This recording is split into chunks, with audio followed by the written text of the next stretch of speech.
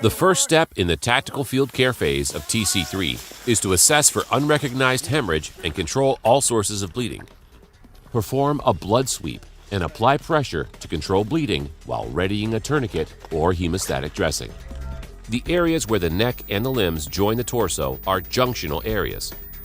These areas cannot be controlled by standard tourniquets. In addition, the high thigh and groin are target-rich environments not covered by body armor and susceptible to injury. In the axilla and neck, direct pressure can be applied to the source of the most active bleeding, and the femoral arteries can be compressed in the groin.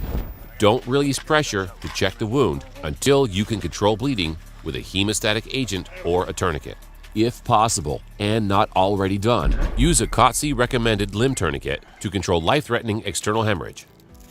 If bleeding is not controlled with the first tourniquet, apply a second tourniquet side by side with the first.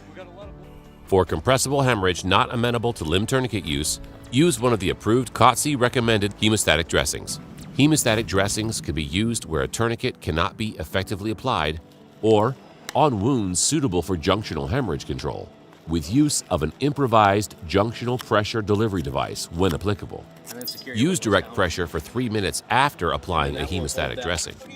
Next, reassess the prior tourniquet application. Ensure that bleeding is stopped.